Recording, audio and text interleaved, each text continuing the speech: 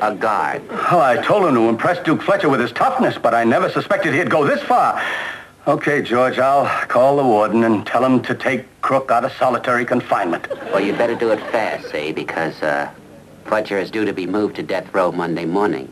He'll probably try to make the break sometime between now and the end of the week. Yes, I'm aware of that, but you keep your eye on Crook. And the minute he learns anything about Duke Fletcher's escape, you call me. Any news on the break yet, sir? No, not yet, Higginbottom, but let's keep our fingers crossed that Duke Fletcher gets a little careless and lets something slip that'll tell Crook when and how he plans to make the break. I only hope Crook doesn't get careless and let something slip that'll give him away. If Duke Fletcher ever found out that Crook was caught, I hate to even think about it. Mind. 3 days. 3 days and not one word from Crook about how Fletcher plans to make his escape. Today is Friday. That means it has to be sometime this weekend. Well, part of our plan worked.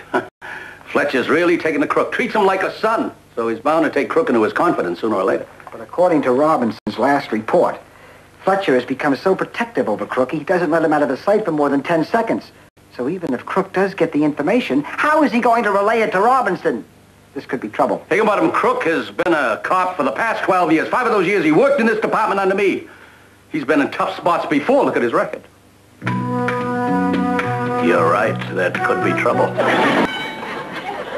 So the break is scheduled for Sunday night, huh, George? How's Fletcher planning to do it? Well, he wasn't able to signal me how without blowing his cover. I'm sure he knows. Where is he now? He just went into the mess hall for lunch. The minute they finish lunch, you signal Crook to proceed with Plan B. Right.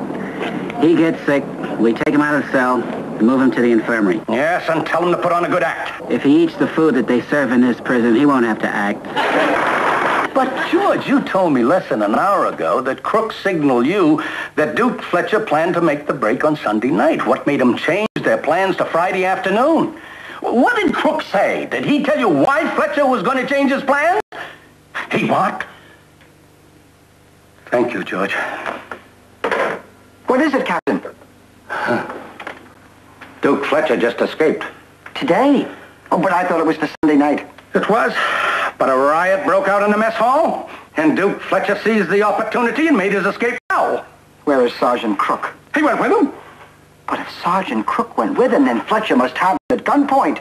On the contrary, Crook led the break.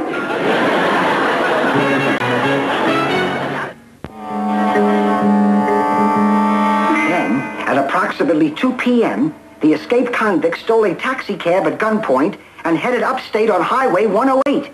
State police immediately set up a roadblock 2 miles south of Cedarville.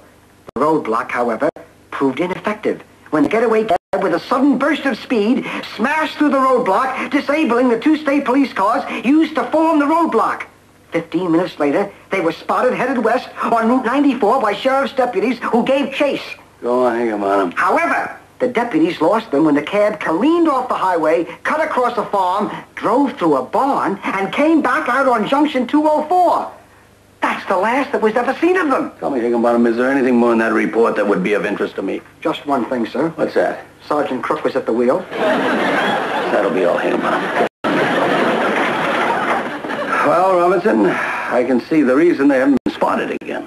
Yeah, they're holed up somewhere in the mountains. Is on their faces when they meet. Captain Andrews, this just came in on the teletype.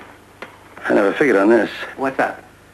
This just came in from Arizona. Pete Trevino was paroled there yesterday, and the warden has reason to believe he's on his way here to rejoin Duke Fletcher's gang. Captain, if what you say is true, then Lenny's on borrowed time. Right, we gotta move fast. Higginbottom, I want to stake out at the airport, the railroad station, and the bus depot. If Pete Trevino is going to rejoin Duke Fletcher's gang, he'll lead us right to him. I'll take the bus depot. Why will you take the bus depot? Because that's the way that Pete Trevino's coming from Arizona, by bus. Why do you figure that? He's a parolee. They always give a parolee a new suit of clothes and $10. The only way you can get here from Arizona for $10 is by bus. Now we'll see. Good morning, gentlemen. We have something that's just come down from the commissioner's office. Did you hear that, George? Yeah, I heard him. Higginbottom, the envelope, please. I've been instructed to read this to you. Here it comes, George. Now, the city is very grateful for the job you've done in the Duke Fletcher case. Thank you, Captain. But the state is in an uproar. You, Sergeant Crook, have been cited for starting a riot and leading a prison break.